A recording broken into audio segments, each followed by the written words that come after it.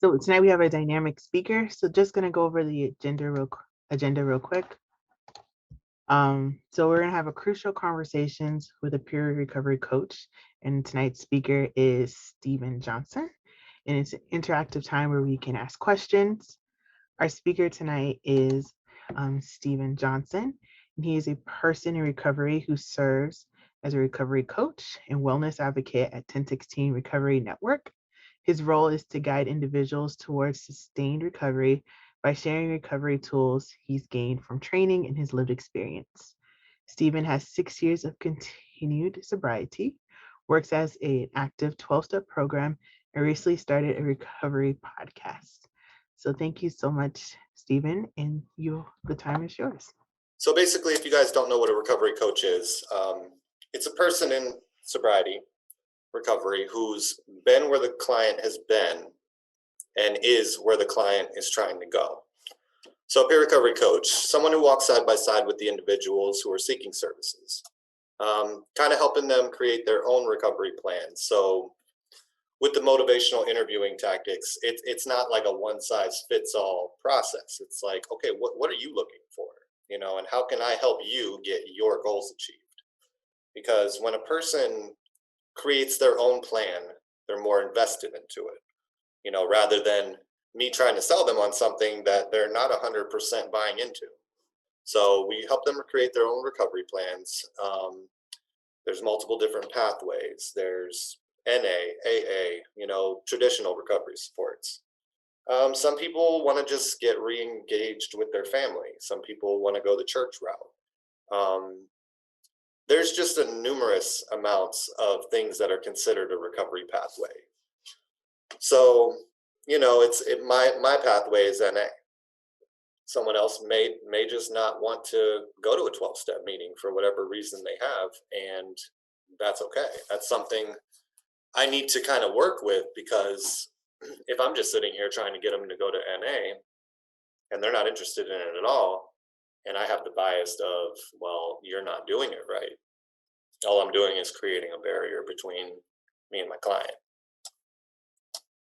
Recovery coaches also just provide support, emotional support, expressing empathy, letting them know, hey man, I get it. You know, I've been there. I know where you are, and it's okay. Information, resources, referrals. Not everybody knows what's out there. You know, some people think it's just 1016 because maybe they don't even know what 1016 is, but maybe it's one thing they've heard of. Little do they know there's a meeting right around the corner. There's, you know, the church they go to has a fellowship, you know, the Celebrate Recovery Tuesday nights, but they might not know about that. So it's my job to kind of connect them to these resources. Instrumental, sometimes I help people apply for Medicaid. I help them with housing. I used to live at a low-income housing place, so I still know the lady who runs it. So I had a conversation with her a couple weeks ago, like, hey, you know, what are some of the kind of requirements, stipulations of getting people in there? Because I work with a lot of people who have made mistakes in their past. So do you have a window of, instead of looking at someone on paper saying yes or no due to a history, if I send you someone, or if they tell you that I sent them, do you have a window to kind of make a judgment call? That way she knows I'm sending someone who I can kind of say is working some type of an active program. So that was a good conversation to have, and another resource available now. And the traditional recovery supports, the different types of recovery there is, and so on. Then we focus on long-term recovery, which is kind of just a culture of hope, health, and wellness. We just want to see progress, not perfection. So again, it comes down to, how do you define recovery? You know, what motivates someone into recovery? It's a million different ways. It could be jail. It could be the court system. It could be, you know, somebody's partner is giving them an ultimatum. It could be their parents. It could be their friends. So many things lead someone to a point to consider recovery. How can I help? And what is my role in helping? So this is where a lot of people kind of get things a little twisted, because it comes to this game of enabling or pushing too hard. So they kind of train us in that category too. And that's something I'm really big on when I talk to somebody in the hospitals. When I talk to, I had someone call here about her husband earlier. I'm like, are you taking care of yourself? You know, because we want to control everything and we want the person to get it the way we want them to get it when we want them to get it. And that's just not a realistic expectation. So the word recovery, defined by SAMHSA, a process of change through which individuals improve their health and wellness, live a self-directed life, and strive to reach their full potential. And the 4 dimensions that support that life: health, overcoming, managing their disease, living physically and emotionally stable. Home, not everybody has a safe home environment. You know, not everybody has a home to go to. Some people are bouncing couch to couch. So there's times where we can just kind of assume everybody has a life similar to our own. Oh, they have a home, they have a family who loves and supports them. They have, you know, all these things, but we don't know. We don't know if they live in a toxic environment, if their parents are users or negligent, or if they've burned every bridge in their life. And these are the things that can lead someone to a state of discontentment, struggle. Purpose, you know, do they have meaning in their lives? Do they have a meaningful job? Do they do anything, or are they going home and just killing time? You know, are they just, what is their drive? What's motivating them? All these things factor in. And community, relationships, social networks, friendship, love. People come in and they're not in a good spot. So there's times where we may just see someone on the surface. Oh, you have a job. Oh, you have a girlfriend. Cool. But like, we don't know. They hate their job. They feel isolated, or they're in a bad relationship. I see a lot of women who are in pretty bad relationships. I call them my baby birds. And I'm like, I just wish, you know, I could just kind of tell you, but it's another one of those things. When I try to tell you your answer, you don't see it. You know, they have to, even in a relationship, they have to see there's a problem and get to a point of desperation almost to want to make a change. So the types of recovery: there's abstinence, free from all mind and mood altering substances. I'm just putting it all down. I'm getting sober, learning how to regulate substance free. Moderation, changing and using behaviors, amounts, frequencies, just trying to control the behavior. I'm going to try to get a handle on it. I'm not interested in quitting everything. I want to just slow down. And then there's harm reduction. Reducing behaviors that threaten health and well-being. You know, the use of clean needles, quitting the more life-threatening substances, but still remaining to use some others, getting on a methadone, maintenance, Suboxone, some form of MAT, and other forms of positive change short of abstinence. What's this got to do with me? Well, I'm glad you asked. So you need to know what the person's goal is. Someone who wants to quit drugs A, B, and C, but not X, Y, and Z, won't accept it, an abstinence approach. So if you have someone who's getting hospitalized because of their heroin use, but they drink every day and smoke weed, they just want to get to the point where they're not being hospitalized or overdosing. They don't see the alcohol use and the marijuana use as a problem. So if I try to approach them with an abstinence-based approach, they're not there. They only want to quit doing the thing that's putting them in the hospital or going to kill them. And if I'm not on board with that, then we're just going to have a block between us. Sometimes we address the first thing right here. We meet them where they're at. Okay, so you want to work on the heroin. Cool, man. Let's work on this. Let's get you, from that revolving door in the emergency room. And I just leave it there. I don't even mention we'll talk about the other stuff later, which is, this is what you want. This is your plan. Let's do it. How can I help? And then maybe down the line, they realize, you know what? Drinking every day is really starting to cause some problems. All right, then, let's talk about it. People need to gather their own evidence before they truly commit to a pathway of recovery. I could sit them down all day. I can tell them everything I did wrong. I can tell them stories of people who I know who have done wrong. I can put out the map right in front of them. They're not going to buy into it. They have to discover for themselves, most of the time, that this does not work for me. This is, how much do we see with this opiate crisis of all these overdoses that people are still using because it's not going to happen to me, or I don't know, I'm not there yet. Well, when it happens to someone a few times, and we never want it to happen, we don't want people to find out the hard way, but that's kind of an answer they can buy into. At least they know for themselves. Like I know for myself, it does not work for me. I tried for many years to do it every which way. When I got to a point, just to share a little bit of my story, I quit when I first had children, but I didn't want to. I felt like I had to. And I did it for a while, but it sucked. It was really just empty. I kept looking in the rearview mirror like, I really wish I could. I didn't like a lot of things about it, but I still liked some of it. And I still was convinced that I could find a way to do it successfully. So after that little period of time, I just went all out. And I was like, I had to gather the evidence to myself that it doesn't work. So this time around, when I quit, I was just done. I know where this is going. This is going to end up right in the same spot. So when I have moments, and I do, where I kind of forget about the bad parts and think about, oh, this would be fun, I instantly go right to the, yeah, but you know where you're going to end up. And I know it. So I just had to gather that evidence.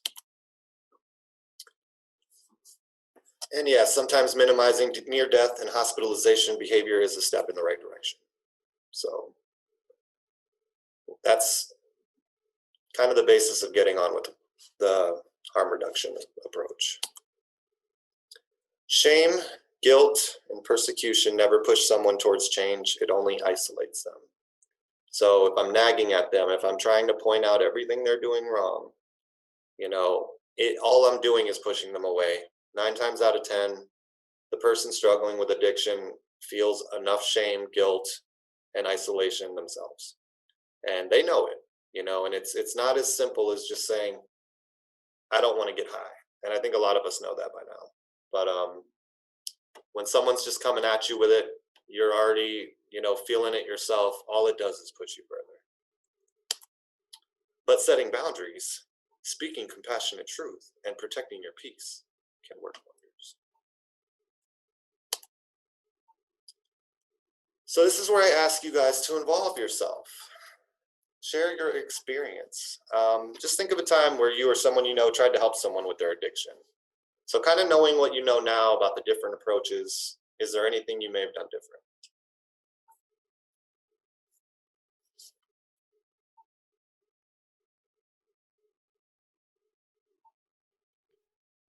So there was actually, it's been kind of years since my uncle stopped smoking, and he got cancer from it. But honestly, so he actually started to again, and we always kind of told him stop. And I know his daughters would always throw away his packs of cigarettes, but he would just always buy a new one. It just kind of he knew he had that problem, but he just never he would keep continuing to do his bad habits. And now he actually has started to smoke again, and his family still I remember the other day, actually, he accidentally texted all of us in a group chat and was like to his brother, can you go buy me a pack of cigarettes? Which in my opinion, his brother shouldn't be helping, but I honestly don't know what I would do to kind of get him to open up his eyes and try to get help. Yeah, for real. Thank you. Mm-hmm. It's hard sometimes, it's that fine line of tough love or enabling, where I don't need to participate in this. I don't need to take you to the store, lend you money, or help you do it. But I don't really need to get on you either. And it's an extremely hard method, to find that balance, especially when you're close to the person. The clients I see, I don't have an emotional investment with to the level of family. I don't have my own alternate reasons for their success. You know, I want everybody to succeed. I really do. I have a pretty good compassionate hope for a lot of the clients I see, but I also understand that not everybody's there yet. So when it comes to family, I've had a partner in recovery who's relapsed, who I had a child with. I'm too close. I couldn't apply the methods the way I should tactfully because I had an attachment to that outcome. So I 100% understand, and thank you for sharing that. Yeah, thank you. Anyone else? I was trying to think if I ever helped them with recovery, but I had a partner who was attempting to quit using substance, and they were doing well until the pandemic started, and then they just relapsed and went back. And I tried, reminding them, remember all the good work you're doing, but it didn't really help. Yeah, the pandemic was a rough one. I know quite a few people who have it just amplified, and really not where I thought I'd see it. Not with the people who were already using, with people who weren't, didn't really have much of a problem. Just out of nowhere, day drinking, numbing out, a lot of stress was going on last year in a lot of ways.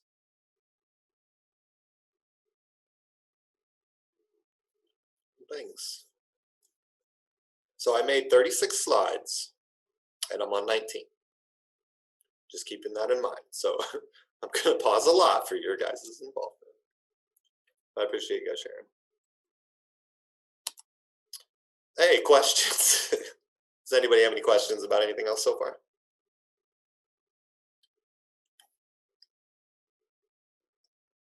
Okay. All right, so there's a little model called recovery capital. And these are different life domains that we consider when it comes to helping somebody. Kind of touched on some of them a little bit earlier, like the home life, the relationships. So this breaks it down into like a whole wheel. So every time someone comes into outpatient, we go through a life domains where they rate on a scale of 1 to 10 where they feel like they're at in certain areas of their life. Just because we think, oh, is there stress in your life? Well, yeah, there's stress in my life. Okay, that's a pretty generalized statement. Where's the stress level in your life when it comes to alcohol and drug-related behavior? Boom. What about mental health? What about your physical health?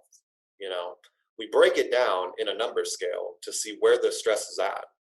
And when we do a recovery plan with them, we set goals in some of the higher number areas to see how we can reduce that number a little bit. I'm talking about how do we reduce stress in your life? That's such a huge extreme answer. How do we get this? You said your mental health, emotional mental health is about a 6. It's kind of your highest number. So what are some goals you think you could set to maybe get that number to drop a little bit, maybe down to like a 4? Oh, I could probably work on my anger a little bit, or something like that. Like, we get a whole lot more realistic answers, and we look for short-term goals. So this recovery capital thing is just another way to break down the whole wheel. It comes with personal capital, social, community, emotional support, their commitment to sobriety, and their overall well-being. And then the barriers and the unmet needs are, do I have a living arrangement issue? Do I have transportation to get to and from the doctor, to my MAP provider, or up here to 1016 to see you? So many things get considered. Oh, there's a word again. So what is recovery capital? There's personal recovery capital. This is an individual's physical and human capital. The physical capital is the available resources to fulfill. Oh man, I copied this. I didn't misspell that, I promise. A person's basic need, like their health, healthcare, financial resources, clothing, food. Do they have access to transportation, shelter? Like the shelter here, I don't think holds a big capacity, and they're not open in the non-winter months. So that's a barrier to a lot of people. I've talked to one client who had to go, bounce around between ex-boyfriends' houses, while she's trying to get better. And what type of situations do you think that put her in? So it can really add to someone's well-being or lack thereof. Human capital, person's abilities, skills, and knowledge. Some people don't have their GED. Some people have trouble reading. They're behind from the years that they spent out in their active addiction, that, you know, if I'm not really digging into these areas, I'm just setting them out. Well, just go get a job. Well, you know, it's hard to get a job with a high school diploma and an address. So it's a whole lot harder when you don't have that diploma, you don't have a steady place to live or transportation. But what are their problem solving skills, like education credentials? What's their self-esteem? How can they navigate through the challenges, this and that? So that's all the personal capital. Family social, like we talked about also earlier, the intimate relationships, their friends, family, relationship with people in recovery, supportive partners, things like that nature. Community, their attitudes, policies, resources specifically related to helping them with substance use, recovery activism and advocacy. You know, when someone gets involved with a recovery community of any kind, their chances get exponentially better. You know, you meet people who have been where you've been. They are where you want to go. They are reflective people who don't judge. You just develop such a community, and it can make all the difference in the world. Peer-led support, which is what I do up here. Mutual aid meetings, kind of like the 12-step meetings. Recovery community organizations, like the one you guys are putting on now. Linking all of us together has been amazing. Just getting to know more of the people in the community, the doctors and services offered. The institutions, educational-based programs like our prevention teams here in Costa and Osceola. The coalition's been pulling some people together just to get some outreach, just to like let people know we're here. Visible and diverse local recovery role models. So I like that one, and I like that was in here. So I know over in Midland area, there's a program called Peer 360, and they have a great approach to recovery, because they're like, we need to be out and we need to be vocal, and you need to see us. That way you could see that people do recover. Now, some of the old school, like 12-step things, for their own reasons, and I'm not knocking it, are anonymous. So they want you to be quiet. They want to be hidden in the shadows and in the basements. Like, we're in this room, we talk about it, but when we go out there, we keep it quiet. And that only really leaves the image of the addict, the person in addiction. I have trouble with stigma language saying addict, because I identify as an addict in NA, so I'm trying to work on that, especially in here. But yeah, so the ones who are in active addiction are the ones out there being seen. The ones in recovery aren't. So it's good to voice that. It's good to, you know, not running around screaming it to the world, like, look at me and pat me on the back, but hey, we do recover. And then resources to sustain recovery, early intervention programs, employment assistance, and so on. Cultural. So this is kind of one that was new to me when I started learning about recovery capital. Someone in the Native American community, Jewish community, Islamic, probably won't go to an AA meeting. You know, they say the Serenity Prayer. It's a non-religious program, but it's pretty much based around the religion. They say the Christian Lord's Prayer at the end. So things like that is going to push someone away. And if I'm not recognizing that, and I'm just like, well, why aren't you going to meetings? Why aren't you going to meetings? Like, there's a barrier. You know, I need to give them the resources they have available. Like for Native American, there's one called Wellbriety, and it's all based, you know, they burn sage. They have this like these different types of Native American ritual entries and readings and programs. So if I don't know something about that, I've attended one or two before just to kind of see what they're about. But if I don't know about that and I have a Native American client, I need to be aware of that so I can offer that resource. So when it comes to those personal, community, emotional ones, if any of those areas are stressful, the person's going to struggle with their sobriety. It's where we help identify areas for growth and improvement by addressing these domains and offering the support. Recognizing it's really more than just simply using the substance and feeling the effects and getting high or a physical withdrawal. You know, I can be in the clear from physical withdrawals and, you know, using behavior for years.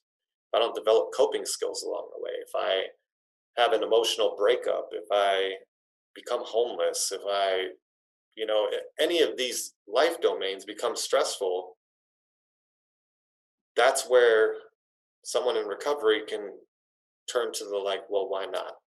What's the point? I need this. I don't know how to handle these emotional feelings. I don't know how to handle this anger, this resentment, this hurt.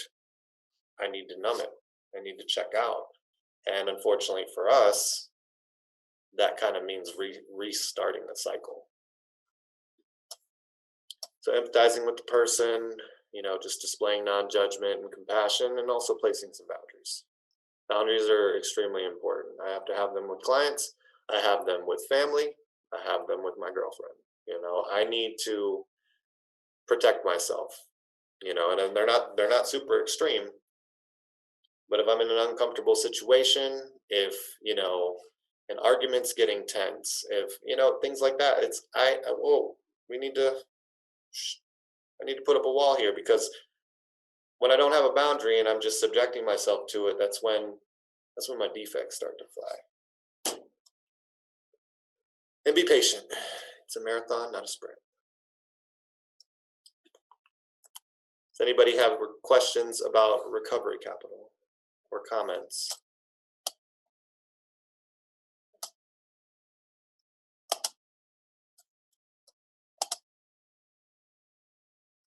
I can wait.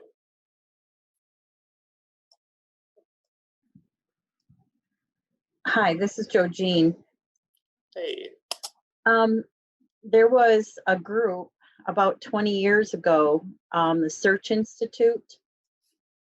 They were the what's happening now kind of people. You know, it was before peers recovery and everything. And they discovered there were 40 assets, they called them, that are apparent in life. And a lot of it looks like a recovery capital. And they had internal, external, two categories. External was obviously community and family and stuff, and internal were kind of that's the way they kind of pushed it out there.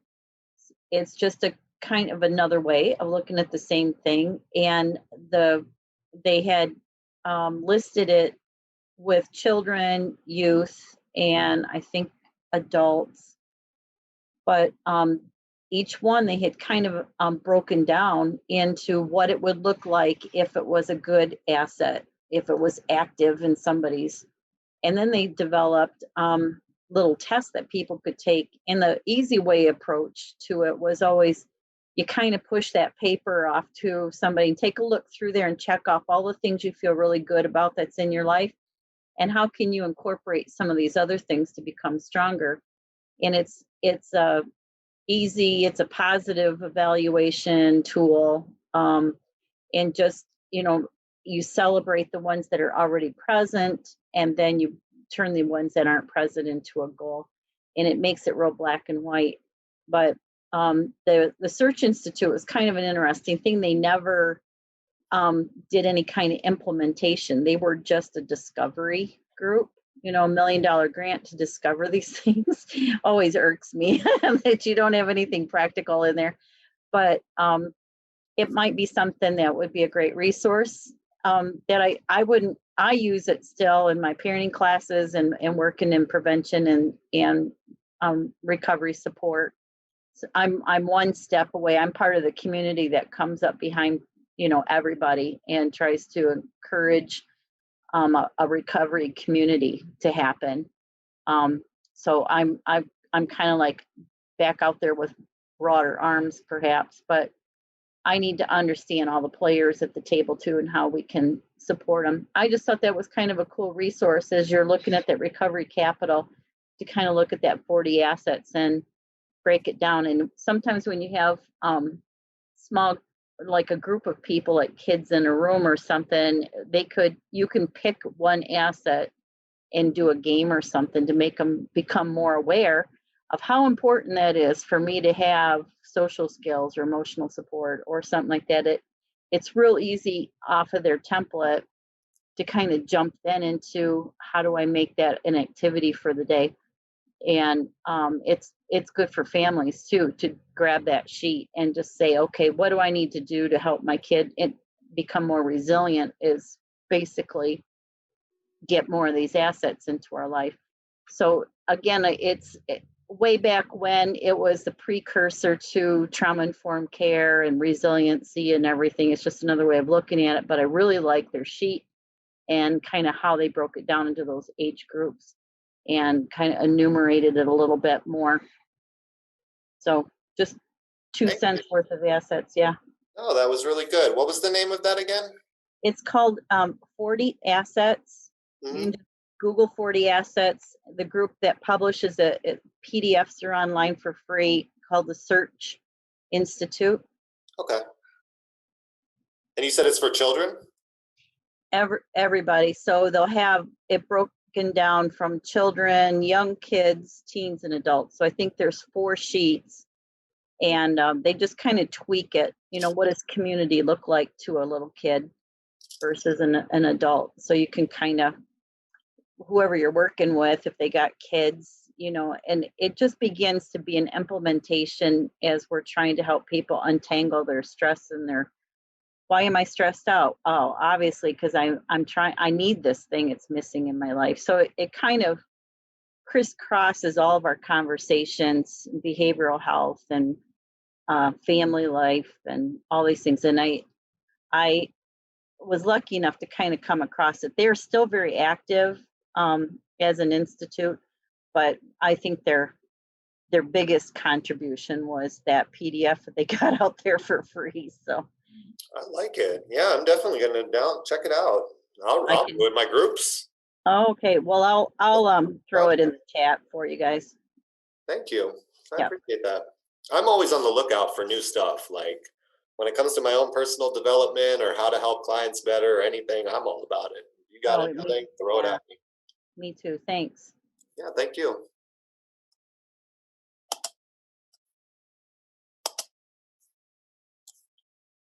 Anybody else got any comments, questions before moving on? I'm gonna have to start talking a whole lot slower.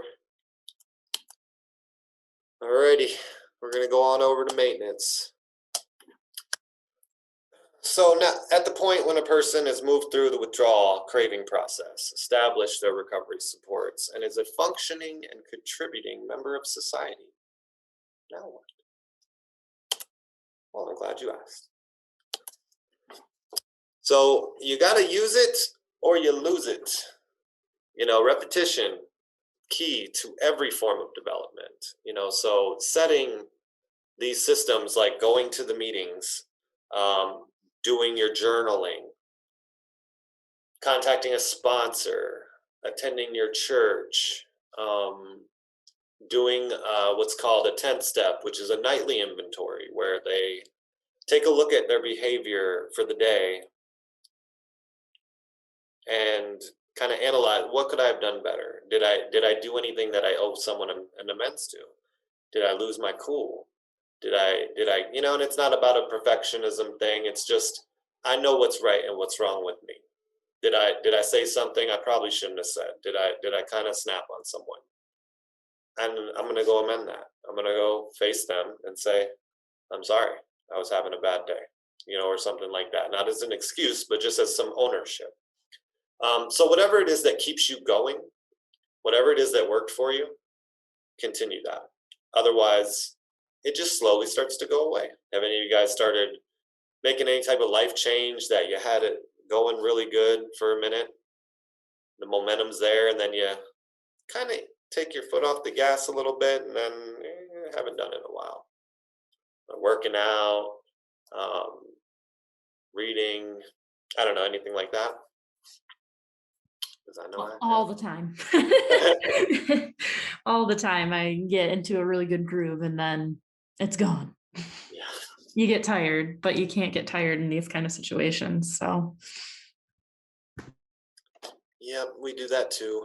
So I always encourage people, even myself, when I first got sober, um, I haven't really let up on my meeting attendance. I actually like meetings. I really enjoy the people that go there. I've gotten to a place where I'm in a good state mentally and emotionally and spiritually that if I miss some meetings, I have a pretty good idea that I won't relapse today. Um, but I like to go and I've reached a point where I'm kind of there for the other person. And don't get me wrong, there are plenty of meetings where I'm getting a lot out of it for myself. But I am to that point where I want to be there for the next person, and that gives me a sense of purpose and a sense of like belonging.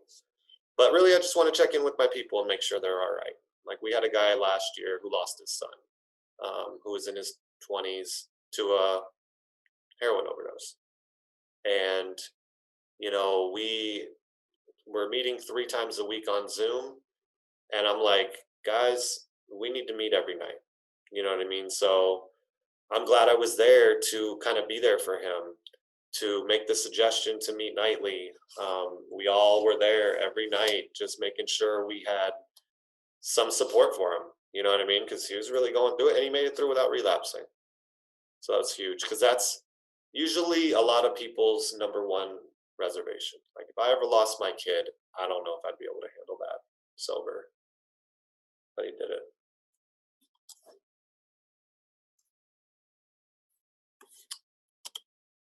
So there's the analogy of swimming upstream. So when you're paddling upstream, you're making your progress. It's hard, but you're doing it. And the second you stop, you're drifting backwards. And that's kind of how we look at recovery, complacency. I'm on this upward climb. It's my first month, my first year of sobriety. Oh man, I'm doing all these things. I'm feeling this new rush and, learning these things and going to these meetings and it's all fun and it's all new and it's starting to get a little stale. It's getting a little boring. It's less fun, or I'm not journaling as much anymore. I'm not really doing my nightly reflections anymore. I'm not saying I'm sorry when I did something wrong. My little resentments are slowly building again. Whatever it is, whatever wasn't working in the beginning, you start trickling off and you fall back into that old familiar groove because it's just way too easy to get there. It's like riding in the snow and you got tire tracks, and then you try to ride on the side. But if you're not like manually holding the wheel to get out of those grooves, you're just going to push right back in that groove. So this is in one of the AA readings. NA, AA, they have a daily reading for every day of the year.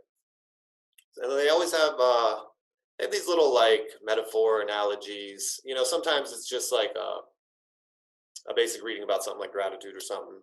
But there's this one about swimming upstream, and it's always really stuck with me. It's a steady visual, and it's something I'm glad I noticed in my life. For me, it's road rage. So I just never had bad road rage, but I would definitely get upset if someone cut me off, slowed me down, whatever. And I noticed when I got sober that I'm like, someone cut me off. I used to be the guy who wants to step on my gas a little harder just to further prove that you just took my spot. But now I'm just like, dude, if I literally just let off the gas this much, there's no problem. I lose a millisecond and I don't get upset for the next 2 hours. So for me, I notice when I'm like, oh, this was my space, whatever. I'm like, what's going on with you, man? You need a little serenity check here. And just to put things back in perspective, and 9 times out of 10, something's going on. I'm having an issue in somewhere in my life that's going unaddressed, or I'm just getting complacent. I'm getting lazy. I'm just kind of going with the flow, playing too much Fortnite, something like that. My son got me addicted. It's definitely my new addiction, but that's okay. I'm clean today. So yeah. There's also one more I'll share since I kind of have a little time. I really like this one too. I heard it when I was in rehab, where it's a carousel. And when you're inside the carousel is like being an active addiction. You see everything inside clearly and the outside world just looks unfamiliar. It's spinny, it's just, you just don't recognize it. When you get off the carousel, you're wobbly, you're a little, it takes a minute to readjust. And then when you're outside looking back in, you're just like, whoa, I can't believe I was in there, and you don't recognize that world. So I always thought that was cool. That really stood out to me because there is that barrier of family members who just don't get why this person keeps using. I'm guilty sometimes of getting a little too far from the inside of that carousel where I'm like, why though? Why don't you get it? And I have to remind myself, like, dude, you didn't get it for a very long time, you know? So there's just that gap, and it was really cool for me to just understand not only the process of going from one to another, but that it's really hard to see clearly in either of those places. Oh yeah, so with the swimming upstream, just keep swimming. Stephen, can I interrupt for a second? Absolutely, yeah. I'm wondering, you know, as we're working with families and the folks that are in recovery, and we're trying to draw analogies to help everybody understand, is there's something that we can say in everybody's life that they need to not be complacent about? You know, like if you're watching your weight, or you're working on your diabetes or your high blood pressure, or, you know, in what I'm trying to do in the destigmatizing of recovery is to make it part of the conversation regularly, so that everybody can understand we're all working on something. And if we all get complacent, then we all get unhealthy, you know, couch potato, you know, that kind of thing. We're all going to suffer. But I'm hesitant to use that kind of, I don't want it to become a platitude. I don't want to diminish the journey that people have, you know, that are in recovery. So I'm hesitant to be able to kind of make it an even struggle. I mean, is the guy struggle with diabetes similar to the guy that's trying to get off of something, you know, that's extremely addictive? And everybody feels like their journey is the hardest journey ever, but really, is it? You know, so I need from outside looking in, I just kind of need that evaluation tool. How can I say it that's still sensitive to everybody and yet helps everybody connect, and yet destigmatizes what's going on? That is a really good question. I hope to have some kind of guide towards a really good answer. Yeah, though, that's a tricky one. So as humans, I'm sure a lot of us can relate. We're not going to respond well if I'm like, I know I have a problem, but you know, you got a problem too. Right. And you know what I mean? We have a natural defensiveness. We all do. I am 1,000 times more reflective and self-aware than I ever was in my life. When my girlfriend points out my flaws, my first instinct is to get defensive. I'm like, I see what you're saying, and I know you're right, but I feel my defensiveness. So it's hard to tell them what to think. Asking questions is the best. Hey, can you relate to this in any way? Is there anything in your life that you struggle with that maybe, you know, that may be somewhat relatable? Maybe not even to the drugs, because people are going to be like, yeah, but it's not that. That's a dirty thing. That's a choice, or that's, you know, illegal. So that's the hard part. But usually asking questions is where it's at.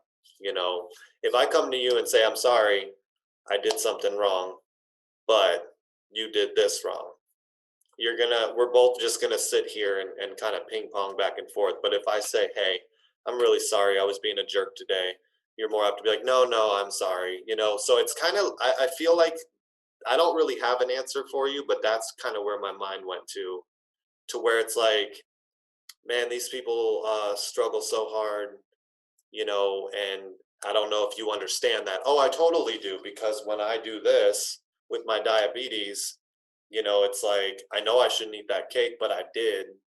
I just can't help it. I can't resist myself, you know, or something like that. But if maybe it depends who's starting the conversation.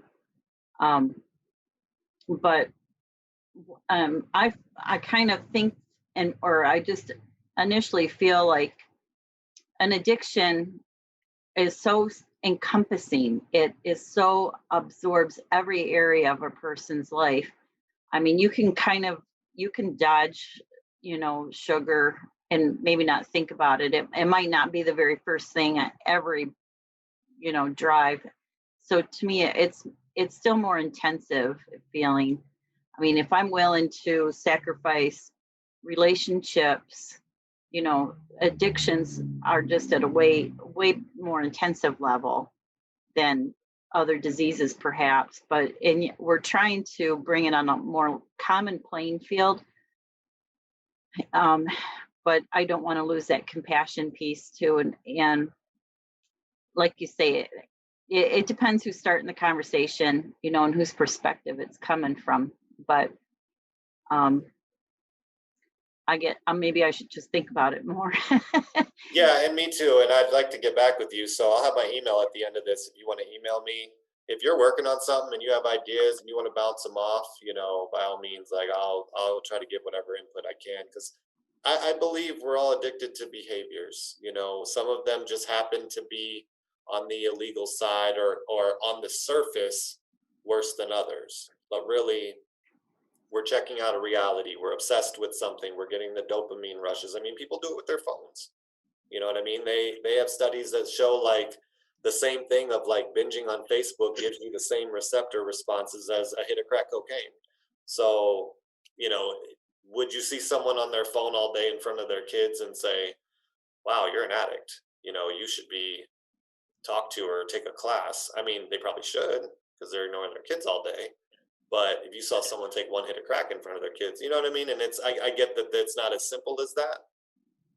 But I think behaviorally, if we look at that part and we find a way to kind of break it down, but then you're going to get all this defensiveness. So we'll work on that. We'll work on that. I don't have an answer for you right this second. And the more I keep talking, the more I'll probably.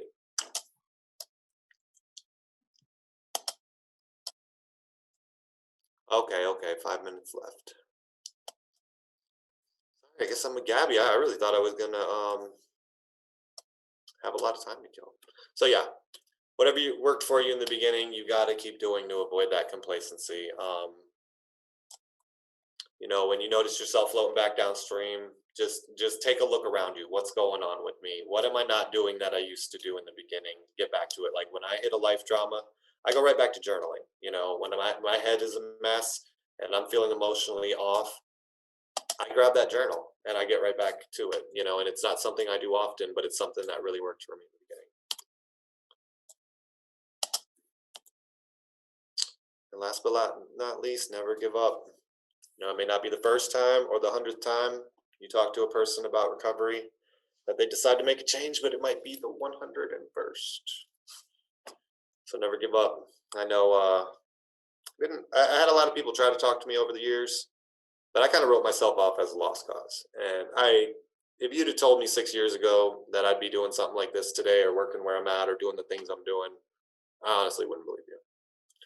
And you never know what it is that's going to be the seed that gets planted or the spark that goes off to kind of get someone going on this road or keeps them on it. So you got it. Thanks. I appreciate you guys coming. If anybody has any questions or want to take my email and reach out, you know, it'd be cool to connect with you. And I really do appreciate you guys showing up. Thank you so much, Stephen. Yeah. Thanks, Stephen. Did a great job. Appreciate it. Thanks. Yeah, it wasn't as nerve-wracking as I thought it would be. I love learning new things, so I really do appreciate it. Absolutely. Thanks again. We appreciate 1016 and everything they do too. It's a great organization. I love them. I went to rehab there. I was a client here at outpatient in this very room.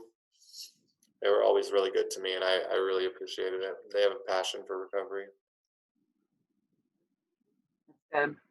We work with them, and I work with them in West Branch a little bit. So you know Teresa from Project Assert out there, Teresa? That's our connection. I do the Drug Free Coalition. Oh, okay. Yeah, and I take services into the jail. So we cross paths with some of the guys there. With Sam, one of them, and yeah, we appreciate you guys. Thanks for what you're doing. Thank you. I really appreciate you coming.